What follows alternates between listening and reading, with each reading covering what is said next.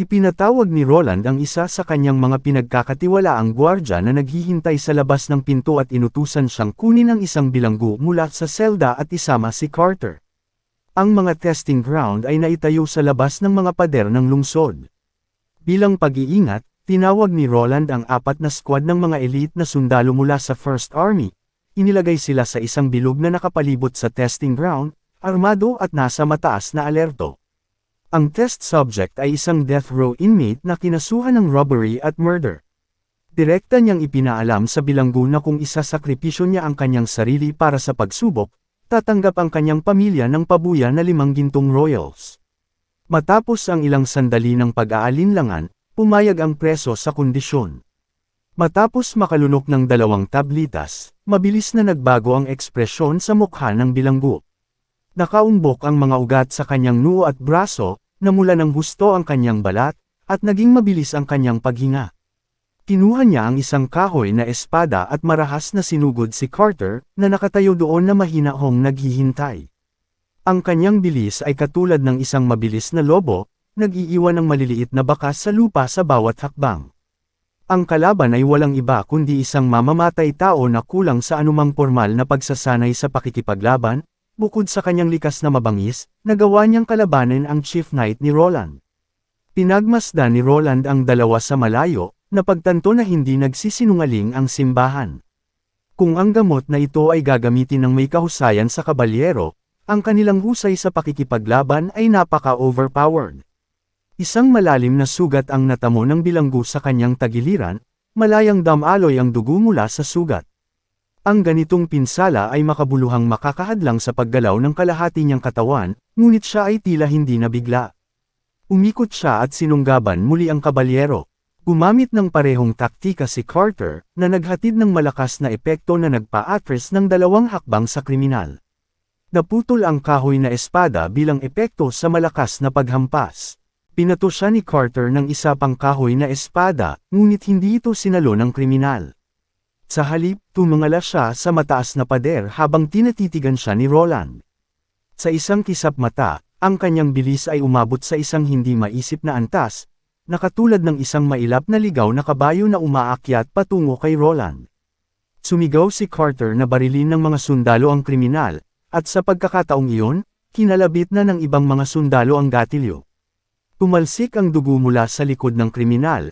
Gayunpaman ang takbo nito ay nanatiling walang tigil habang siya ay mabilis na nakatakas sa paligid. Ang kriminal ay lumundag sa hangin, walang kahirap-hirap na sinukat ang ilang metrong taas na pader. Nang akmang aatakihin niya si Roland, isang babae ang nagpakita sa kanya, may hawak na berdeng apoy sa kanyang kamay. Ilang sandali, lumitaw ang isa pang babaeng nakaputi na may hawak na isang kumikinang na pilak na punyal, na gumawa ng slash attack sa kanya. Ang mga nasugatang sundalo ay mabilis na gumaling sa pamamagitan ng kakayahan ni Noah. Pamilyar na sila sa kapangyarihan ng mga tablitas. Ang itim na tablitas ay may kahangahangang epekto. Kahit na ang isang matinding pagkahiwa na halos maputol ang kanilang mga tadyang o isang close ring strike, ay hindi mapipigilan pa rin ang kanilang mga paggalaw. Kung ordinaryong tao lang, matagal na silang nawala sa combat effectiveness dahil sa sakit. Ang lalong ikinabahala nila ay ang katotohanan na ang simbahan ay handang mag-alok ng gayong mga sangkap. Hindi ba nila naisip ang posibilidad sa bagong hari na gumamit ng mga tablitas laban sa kanila kapag ang Grey Castle ay pinag-isa na? Maliban na lang kung may hawak silang malalakas na card sa kanilang mga kamay at walang pakialam sa ganoong pangyayari, bamantong hininga si Roland habang pinag-iisipan ang sitwasyon. Noong una ay binalak niyang lutisin ang mga isyu ng populasyon ng bayan at hindi sapat na pondo sa pamamagitan ng pag-atake sa Changi Stronghold. Ang kanyang focus ngayon ay lumipat sa edukasyon, produksyon, at agrikultura, na naglalayong baguhin ang border town sa isang lungsod sa loob ng maikling panahon. Tungkol naman sa pagsasaliksik ng armas, sinadya niyang itabi ito pansamantala. Gayunpaman, tila maliwanag na ang pag-unlad ng militar ay hindi rin maaaring pabayaan. Kailangan pa rin ang produksyon ng mga flintlock gun, at ang pagsasaliksik sa mga bagong armas tulad ng breech loader at mga cartridge ay dapat unahin sa agenda sa lalong madaling panahon. Pagkatapos ng maingat na pagsasaalang-alang, Napagpasyahan ni Roland na ang panganib na dulot ng mercury fulminate substance ay masyadong makabuluhan. Sa halip, nagpasya siyang mag-invest sa pag-recruit ng isang grupo ng mga alchemist. Magtatatag siya ng laboratorio sa isang sulok ng bayan at hahayaan silang mag-explore at mag-eksperimento ng malaya. Pagkatapos kumain, tinawagan ni Roland si Anna at Scroll sa kanyang opisina. Tuwing gabi ay naglalaan siya ng ilang oras para sa mga sesyon ng pagtuturo. Biglang nakarinig si Roland ng mahinang paghinga. Si Nightingale ay hindi na mamalayan na nakatulog sa sofa, marahil ay nakahanap ng mga aralin na katulad ng isang lullaby. Ang invincibility niya ay nawala, at tumambad ang hindi magandang posisyon sa pagtulog sa harap nilang tatlo. Hindi napigilan ng prinsipe na umiling sa kanyang ulo na may halong saya at inis, nagpa siya na tapusin ang aralin ngayon. Dahan-dahan niyang inalis ang kanyang coat at itinakip ito sa kanya, pinatay ang kandila, at isinara ang pinto at umalis na rin sina Anna at Scroll. Pagbalik sa kanyang silid, nilagyan ni Anna ng berdeng apoy ang isang malaking batya na gawa sa kahoy na puno ng tubig. Hindi nagtagal, tumaas ang singaw mula sa ibabaw, na nagpapahiwatig na medyo mainit na ito. Naghubad siya at pumasok sa tub. Kapag gustong maglinis ng katawan ng mga witch, humihingi sila ng tulong kay Anna para magpainit ng tubig. Obviously, ang pag-iigib ng mainit na tubig sa kusina ay medyo mahirap. Ang paghahayag na ito ay tila nagpamangha sa kanilang kamahalan, na parabang nahihirapan siyang tanggapin ang kaugalian ng muling paggamit sa tubig na pampaligo. Sa pag-iisip na ito, hindi maiwasan ni Anna na maisip itong nakakatuwa. Para sa isang normal na residente, isang luho ang maligo isang beses sa isang buwan, kaya ang kaugalian ng muling paggamit ng tubig ng maraming beses ay hindi kakaiba. Naalala ni Anna ang aralin ngayon. Nabanggit ni Roland na ang mundo ay binubuo ng hindi mabilang na maliliit na spherical na napakaliit, na kailangan nilang palakihin ng milyon-milyong beses upang makita ng mata.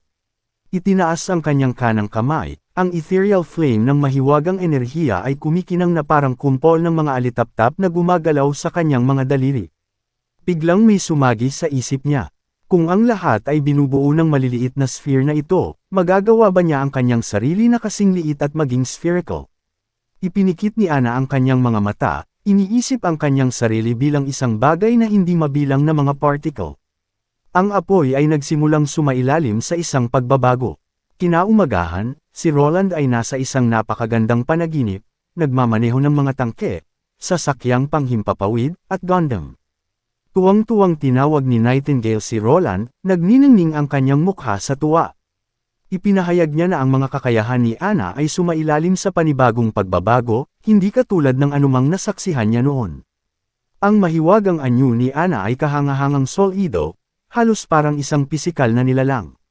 Mabilis na hinugasan ni Roland ang kanyang mukha at nagbihis bago sumunod kay Nightingale sa itaas sa ikalawang palapag, at pumasok sa opisina kung saan agad na lumipat sa kanya ang atensyon ng 11 witch. Kinaumagahan, nang dumaan si Nightingale sa silid ni Anna, napansin niyang natutulog si Anna na nakapatong ang ulo sa desk. Sa mas malapit na inspeksyon, napagtanto ni Nightingale na ang magic sa loob ni Anna ay nagkaroon ng isang naka-maintain na hugis na kahawig ng isang patuloy na umiikot na cube. Ikinwento ni Anna ang kanyang karanasan sa iba pang mga witch, na ipinapaliwanag ang konsepto ng maliliit na sphere, vibrations, koneksyon, at mga pagbabago sa kanyang mga kakayahan. Gayunpaman, mukhang naguguluhan pa rin sila, hindi maunawaan ang koneksyon sa pagitan ng mga elementong ito. Matagumpay na binago ni Anna ang anyo ng kanyang apoy, na nagpapahintulot sa mga ito na umikot at mag-converge ayon sa kanyang kalooban. Gamit ang bagong nahanap na kakayahang ito, sinubukan ni Anna na maghiwa sa isang bakal, gamit ang formula na S=πr², upang gumupit ng perpektong bakal na bilog. Hiniling ni Roland na makita ang bagong kakayahan ni Anna.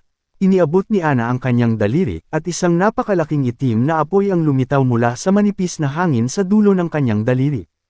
Ito ay mukhang katulad ng nag-aalab na mga ordinaryong apoy maliban sa katotohanang wala itong anumang ningning. Nagawa ni Anna na baguhin ang mga hugis nito mula sa isang cube, sa kumot na mga sinulid, na mas manipis kaysa sa isang buhok ng tao.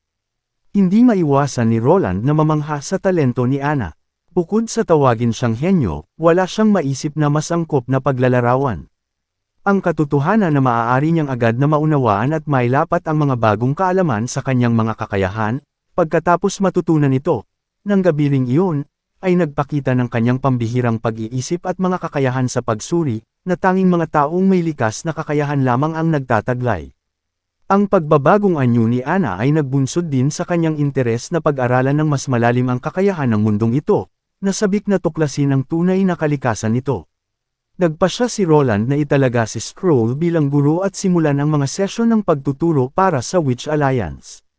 Pagkaraan ng hapong iyon, binigyan ni Roland ng pagkakataon ng mga sumukong kabalyero mula sa Chang'e Stronghold na tubasan ang kanilang mga sarili. Ilan sa kanila ay itinalaga bilang mga magsasaka, habang ang ilan ay itinalaga sa pagpaparami ng mga hayop. Ang kabalyero na dinala sa reception hall ay matangkad at kahanga-hanga, na nagpapakita ng kahanga-hangang kagwapuhan. Sa unang sulyap, ito ay si Furlan Limitek, ang kapitan ng Lionheart Knight Order, na kilala rin bilang Dawnbreaker, ang pangunahing kabalyero ng Western Realm. Lumuhod si Furlan sa isang tuhod at nagpakita ng lubos na paggalang, binabati si Roland sa pagsakop sa Chang'e Stronghold. Si Furlan ang punong kabalyero ni Duke Ryan, ang kanyang asawa, si Eileen, ay orihinal na isang karaniwang tao na nagtatrabaho sa teatro. Nagkakilala sila at nagkaibigan, gayunpaman, hindi sinuportahan ng pamilya ni Furlan ang kasal. Bilang resulta, lumipat si Furlan sa isang maliit na bukid at nagpakasal kay Eileen agad-agad. Sa wakas ay nakuha ni Eileen ang kanyang unang pagkakataon para sa isang formal na pagtatanghal sa teatro. Sa hindi inaasahang pagkakataon, napanood ng Duke ang dula at nagkaroon ng interes sa kanya. Di nagtagal, habang wala si Furlan para sa isang misyon, pinasok niya ang bahay at sinaktan si Eileen. Mula noon, palaging naghihintay si Furlan ng pagkakataong patayin si Duke Ryan. Hindi nagtagal, naramdaman ng kanyang kaliwang bahagi ang pagkurot ng mga daliri ni Nightingale, na nagpapahiwatig na si Furlan ay nagsasabi ng totoo. Si Furlan ay isang edukadong kabalyero. Sa halip na ipadala siya sa mga minahan, hinirang siya ni Roland bilang isang guro sa border town. Nagpakita si Furlan Bowden ng isang mapa ng kayamanan, umaasang humihiling kay Roland na iligtas ang kanyang matandang subordinate na si Halon, na 50 taong gulang at hindi marunong magbasa. Sa gitna ng mapa, mayroong isang equilateral triangle, at ang tatlong matinding anggulo ay nagkokonekta sa tatlong lokasyon. Ang isang point ay naitalaga sa dulo ng hilagang slope ng bundok, habang ang isa pang point ay matatagpuan sa loob ng Enchanted Forest, na minarkahan ng isang hexagonal na bituin, na marahil ay nagpapahiwatig ng nakatagong lokasyon ng kayamanan. Gayunpaman, ang atensyon ni Roland ay ang ganap na iginuhit sa tuktok ng Tatsulok. Ito ay matatagpuan sa loob ng Savage Wasteland at nirerepresenta ng isang Jag Mountain Peak na may nakasulat na salitang, Tikira.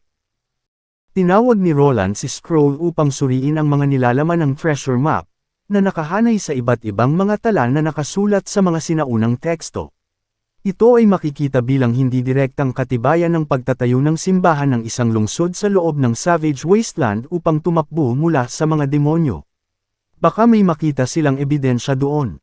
Nagsimulang manginig ang tinig ni Scroll, hindi niya alam kung bakit sinusubukang itago ng simbahan ang kasaysayang ito at bakit ang simbahan ay nanghuhuli ng mga witch na pinaparatangan na mga demonyo. Ang hexagon star na ipinahiwatig sa mapa ay 50 kilometro lamang mula sa border town, kayang dumating doon ni Lightning sa loob ng isang araw, at sana ay makapag-scout ng ilang mahalagang impormasyon doon. Simula nang nagplano si Roland na simulan ang pagbibigay ng edukasyon sa Witch Alliance, walang sawang nagpiprint si Saroya ng mga worksheet at textbook. Bago hayaan ni Roland na umalis si Scroll, mayroon siyang ibibigay sa kanya. Pinuksan ni Roland ang isang drawer, at kaagad na nagsimulang mautol si Nightingale. Puno ito ng merienda. Mabilis itong isinara ni Roland at binuksan ang isa pang drawer. This time inabot niya ang isang maliit na box. Nang buksan ito ni Scroll, isa itong pares ng salamin. Kahit na sabihin ni Scroll na walang siyang problema sa paningin, ito ay lubos na magandang tignan sa pagiging aesthetics. Pagdating sa minahan sa hilagang slope, kinuha niya ang isang bakal na tubo at sinuri ito. Ang tubo ay perpektong bilog na may makinis sa ibabaw, at walang nakikitang mga pores o imperfection. Sa gitna, mayroong isang pabilog na butas na kasing kinis ng panlabas sa ibabaw. Kapag inihanay niya ito sa sikat ng araw, nakakita siya ng isang linear na highlight sa ibabaw. Sa pamamagitan ng paggamit ng mga high temperature ng mahiwagang kapangyarihan upang maputol ang mga bagay habang pinapanatili ang tumpak na kontrol, kaya ni Ana na mag-isa na itaas ang mga produktong pang-industriya ng bayan sa isang bagong antas. Gumawa sila ng isang test series upang malaman ang maximum range para sa kakayahan ni Ana. Sinabi ni Nightingale na ito ay 10 hakbang habang sinabi ni Ana na ito ay 15 hakbang. Mabilis na naisip ni Roland na pareho silang tama ngunit dahil sa height difference, nagbigay sila ng iba't ibang mga sukat. Alam na ni Roland ang susunod na gagawin, ang pagkakaroon ng isang standard unit measurement. Sa Greenwater Port, ang pagdagsa ng mga resources at populasyon mula sa Eagle City, ay lubos na nagpalakas sa kapangyarihan ng Harbor City. Ang mga raiders ay umani ng masaganang gantimpala, at ang slave market ay naging masigla rin.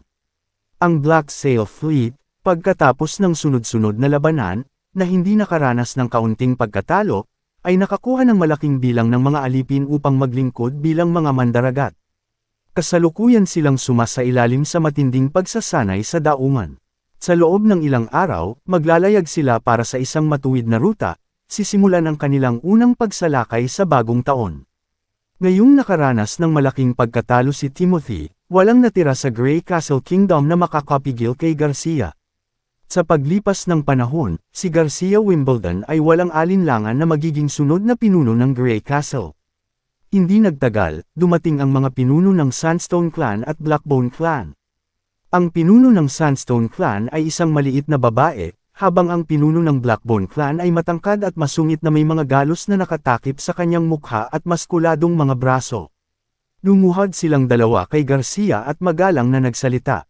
Pagkatapos ng huling laban, marami sa aming mga mandirigma ang nakakaranas ng panghihina at fatigue. Sa pamamagitan lamang ng regular na pag-inom ng mga bagong supply na tablitas, makakahanap kami ng ginhawa. Gayunpaman, ang aming supply ng mga tablitas ay nauubusan na. Pumunta kami dito upang hilingin na bigyan mo kami ng higit pa sa mga tabletang ito. Tinanggihan ni Garcia ang kahilingan at sinabihan na lamang silang maghintay. Nais malaman ng dalawang pinuno kung kailan sila makakatanggap ng mga bagong supply, at ang chief ni Garcia, si Nick, ay sumigaw sa gwardya na kunin ang dalawang pinuno habang sinasabi sa kanila na maghanda ng alinman sa gintong royals o maitim na tubig bilang pambayad. Matapos isara ang mga pinto sa terrace room, nagpakawala ng mahinang buntong hininga si Garcia. Hindi siya nag-aalala tungkol sa Sand People o sa tablito ng simbahan dahil tinakot na niya ang mga pari sa malapit. Kung hindi siya bibigyan ng mga supply, isasampay niya ang kanilang mga ulo sa deck ng kanyang barko. Sumasakit ang ulo ni Garcia dahil sa isang sulat na kanyang natanggap, ipinadala ito ng kanyang mga espiya sa ibang bansa. Nakasaad sa ulat na ang simbahan, gamit ang salitang sinabi ng nakatagong pagkakakilanlan ni Queen Lina bilang isang witch, ay kinuha ng simbahan ang kabisera at inagaw ang kontrol sa buong bansa. Nang binuksan niya ang mabigat na pintuan na gawa sa kahoy sa pribadong silid, isang banayad na amoy ng lavender ang sumalubong sa kanya.